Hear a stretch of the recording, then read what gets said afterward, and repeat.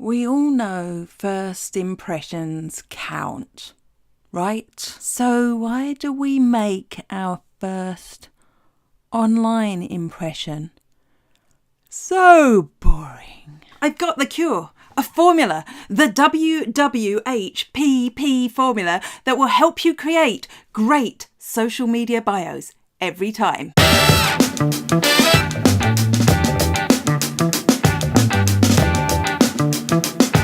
When we know we're going to meet someone for the first time, we check ourselves, right? We check that we're going to make that first impression, the right first impression that we want to. We may even check our language. We may practice the phrases that we're going to use. Are you looking at me? Are you looking at me? Hi! Wait. Are you looking at me? And considering how much work we put into that first impression, it's kind of odd how little work we put into our online social media bios. Using the WWHPP formula will help you create brilliant social media bios every time. The first W is who, and people often mistake this for being about who you are. Whereas in fact, it's about who your customers are. Who are you serving? Are you serving small business owners, the people of Ireland, cats? The second W is what. What is it that you do for those people? Do you save them time? Do you solve a problem? What is that problem? H is for how. Do you have a course that helps them solve that problem? Do you sell a product that helps them solve that problem?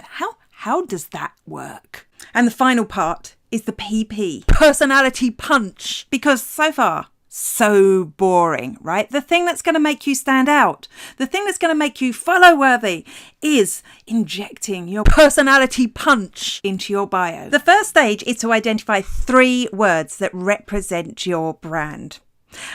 This isn't easy. This is a little bit hard. Grab a piece of paper, find a friend and work it out with them. I did this last year with my blogging buddy and we came up with 3 words that represent me, my personal brand. And those words were knowledgeable, helpful and quirky. Am I quirky? Once you've identified those 3 words, you need to apply them to everything that you write, including your social media bios. Step 2 is catchphrases.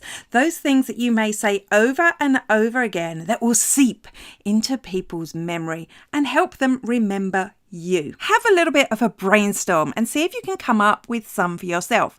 They don't have to be quirky, that's my brand, but they need to be something that people associate with you. And if you can elbow those into your social media profiles, great! Next up is to read it out loud. And when you start reading it out loud, you may notice that you stumble a little bit. I blame school.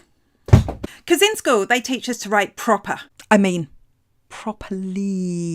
They teach us to write with long words. They teach us correct grammar, but that isn't how we speak. It's not chatty. It's not conversational. And unless you're a really good writer, it's not interesting enough to make someone want to follow you. So throw out the school books and write it like you speak.